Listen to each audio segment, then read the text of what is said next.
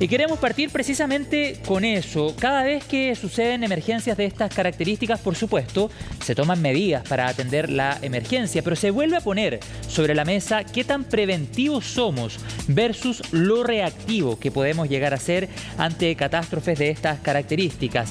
¿Cómo enfrentamos las amenazas? ¿Qué tan preparados estamos para aquello?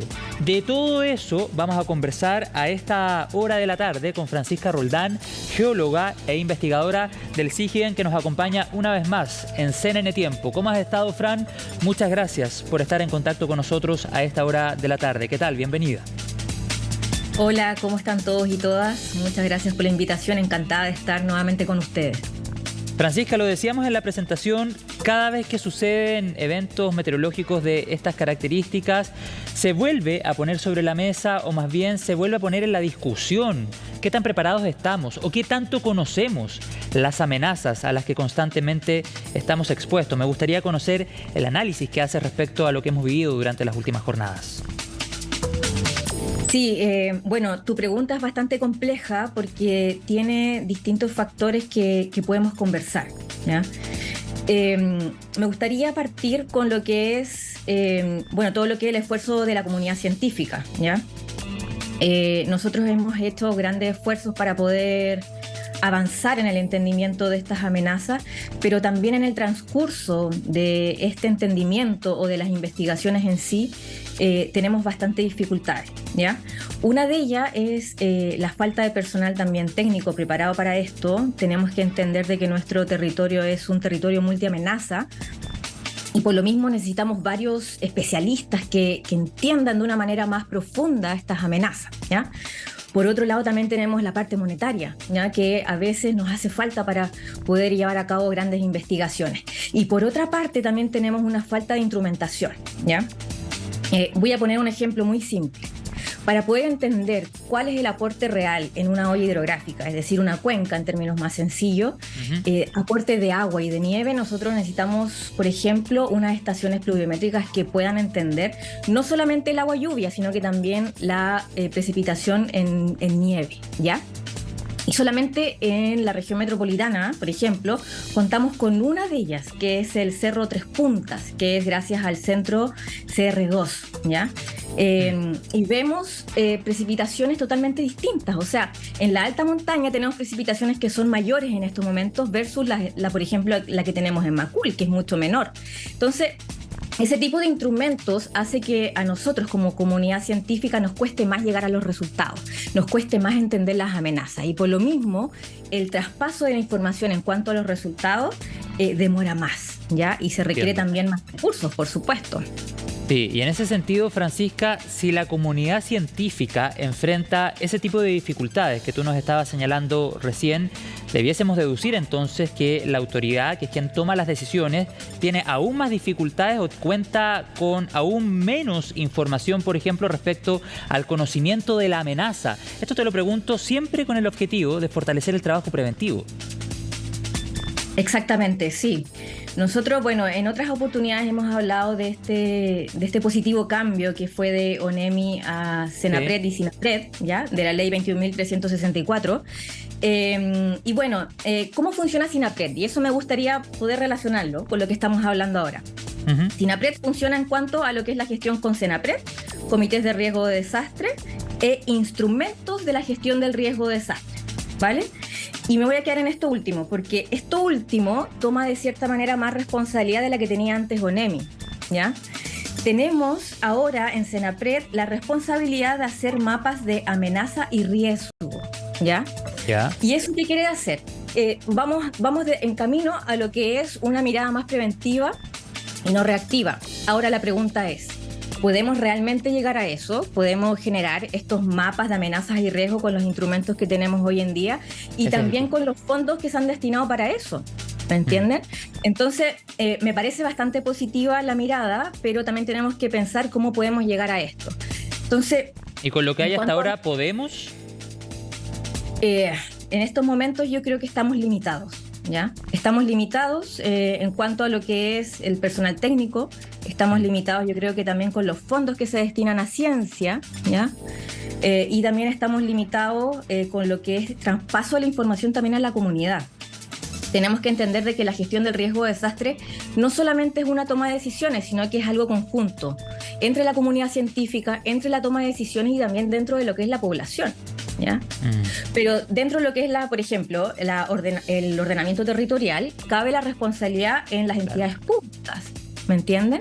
Entonces, la toma de decisiones en cuanto a este tipo de instrumentos que está tomando Senapred, yo creo que tenemos que hacer un reanálisis de cómo estamos pensando que tenemos que actuar y aportar a nuestro país, en el sentido de que tenemos que analizar las prioridades que estamos tomando como país para poder nosotros establecer instrumentos que sean eficaces y eficientes para poder conocer más las amenazas. Claro que sí. Y tú hablabas recién, Francisca, de las comunidades, de las personas que, por ejemplo, habitan en territorios de riesgo. ¿Qué estamos haciendo para evitar precisamente que dichas personas vivan o sigan viviendo o regresen a lugares, a territorios que eventualmente van a vivir otra emergencia, tal vez no tan pronto, pero tal vez sí en el mediano plazo, por ejemplo? Sí, bueno, como dije en un principio, parte de lo que es también el esfuerzo de las entidades públicas, ¿ya? Porque uno tiende también a criticar todo lo que es a veces su gestión, también felicitar las cosas positivas, por supuesto, pero también tenemos que tener en mente con qué instrumento cuentan ellos, ¿ya? Y por eso mismo dije lo de repensar, sí, claro, cómo estamos actuando como país, ¿ya? Lo de los mapas y todo eso, pero ¿estamos preparados para reubicar, Francisca? ¿Sabemos cómo hacerlo? Sí, a eso iba. Entonces, bueno, una cosa es lo que se propone y otra cosa es lo que se hace, ¿ya? Y en esa mirada yo me gustaría destacar que todavía nos falta conocer lo que son las amenazas, y por lo mismo nosotros como científicos también hemos hecho grandes esfuerzos en poder conocer y establecer zonas de impacto, ¿ya? Se han establecido, yo creo que un avance, pero no sabemos si a la velocidad que corresponde. Tenemos que, por ejemplo, los planes reguladores no se están actualizando como se deberían, con la frecuencia que se deberían, y eso también en parte es un traspaso de lo que es el desarrollo de conocimiento de estas amenazas hacia lo que es la toma de decisión, ¿ya? Acá no solamente está en juego lo que es Senapred, está en juego distintas entidades, por ejemplo el MIMBU, los distintos municipios que están a cargo de estos planes reguladores. Es decir, acá hay un círculo de la toma de decisiones que repercute indudablemente en estas consecuencias que nosotros estamos viendo, que es el desarrollo de una amenaza natural, pero con consecuencias de desastres socionaturales, ¿ya?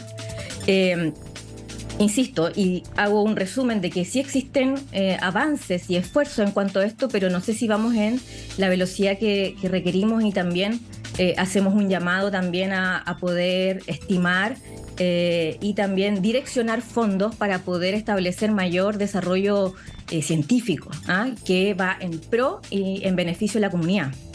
Claro, pero ¿tú crees que debiésemos caminar al menos en ciertos territorios a la reubicación de algunas comunidades que hoy día están en un riesgo latente, que viven en lugares que eventualmente en cualquier momento podrían enfrentar una emergencia de proporciones?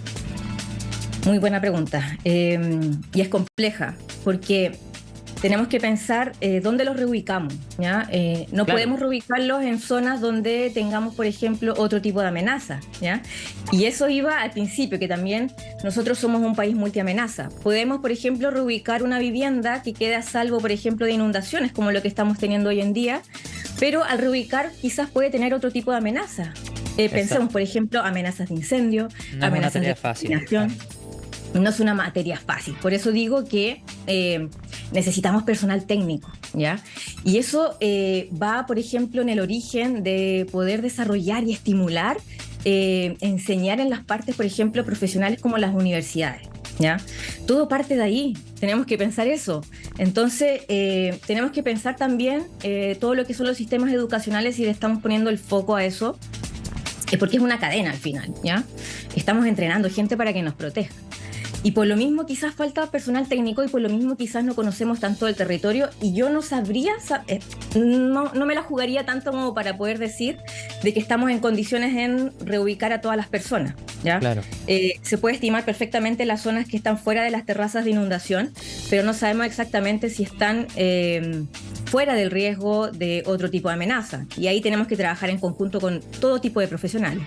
Sí, claro que sí. Y de hecho, en los casos en los que no se pueda llevar a cabo una reubicación, es sumamente importante, como decía Francisca, tratar de disminuir al máximo el riesgo si es que van a permanecer en dichos territorios.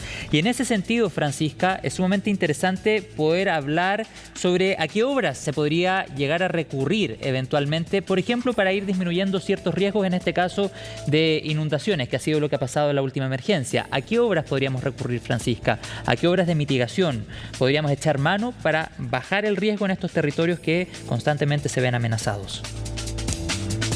Sí, me encantaría poder decirte que alguna obra hidráulica podría salvar de estas grandes inundaciones a toda la población, ¿ya? Es complejo. Pensemos las diferencias, por ejemplo, que tenemos con los aluviones, ¿ya? Los aluviones se originan en lo que son las partes altas de las zonas montañosas, las cuencas hidrográficas. Entonces tenemos una delimitación de sus áreas, pero lo que son las inundaciones fluviales, claro, tienen sus tributarios también, entonces, y el área también es muy extensa, entonces es sobre todo complejo poder controlar una amenaza que tiene bastantes dimensiones en cuanto a su extensión y en cuanto a su impacto, ¿ya? Yo creo que acá, más que una obra hidráulica, porque claro, podemos encauzar quizás, pero si supera, por ejemplo, lo que es el caudal permitido, se va a inundar igual las zonas aledañas. Entonces, yo creo que acá tenemos que apuntar lo que tú bien dijiste, en avanzar en el entendimiento de las amenazas y así poder reubicar a la gente en zonas seguras, ¿ya? Y por lo mismo, al entender también las amenazas, podemos también hacer planes reguladores que estén acorde con las características y necesidades que tenemos hoy en día. ¿Me entienden? Entonces, yo creo que tenemos que apuntar a eso, más que imaginarnos que una obra hidráulica va a salvar de estas inundaciones que ustedes saben que tiene extensiones kilométricas. Entonces, es muy difícil. Y yo creo que está fuera de los límites reales prometer algo por el estilo. Claro, bueno, el otro día, de hecho, el presidente de la República, Gabriel Boric, a raíz del intenso sistema frontal y todas las consecuencias que hemos conocido, señalaba que ha llegado la hora de repensar el territorio y de pensar en infraestructura de largo aliento, Francisca, pensando en otros eventos de similares características que se pudiesen producir en este u otros territorios de nuestro país. La infraestructura también tiene que ir adaptándose precisamente a las consecuencias que ha dejado un evento meteorológico de estas características, o infraestructura derechamente de largo aliento, como sostenía el mandatario, Francisca. Exactamente, sí. Yo también hago un llamado porque hemos visto repetitivamente estos tipos de eventos, no solamente inundaciones, sino que también otro tipo de amenaza, aluviones, sismos, incendios. Lamentablemente nuestro país se olvida de los desastres socionaturales, entonces pasa un tiempo, nos vamos a otras prioridades y nos olvidamos de lo que tenemos que hacer. Hemos visto que la reconstrucción de alguna zona, incluso, pensemos, 2015, Chañaral, hay algunas cosas todavía pendientes. Entonces, si bien es bueno ver el repensar el territorio, me parece que tenemos que nosotros también impulsar de que no nos olvidemos de estas amenazas y poder avanzar concretamente, ¿ya? Y no volver a repetir este tipo de fenómenos y desastres, por supuesto. Me encantaría que eso se cumpliera, creo que sería una parte bastante importante, pero es importante que no nos olvidemos nosotros también como dentro de la toma de decisiones, pero también como comunidad, ¿ya? Nos olvidamos rápidamente de los desastres y avanzamos hacia otras prioridades. Claro, el diagnóstico ya está, las consecuencias ya las conocemos, todo indica que ha llegado el momento de tomar acciones concretas para que efectivamente los efectos de un sistema frontal de estas características cada vez sean menores o los podamos enfrentar de mejor manera. Si bien hay varias voces expertas durante las últimas jornadas, Francisca, y ahí tú me puedes decir si estás de acuerdo o no, que han señalado que se notó, al menos desde la autoridad central, un trabajo preventivo mayor, estuvieron desplegados desde antes de lo que sucedió, por ejemplo, en el sistema frontal de junio.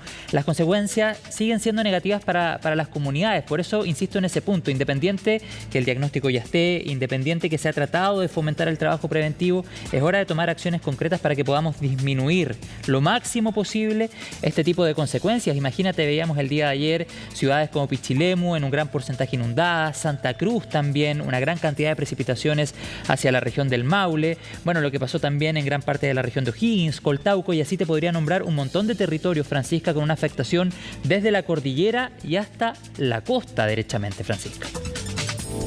Sí, yo creo que hay un esfuerzo bastante importante dentro de lo que son las entidades públicas y es algo que yo también destaco como algo positivo.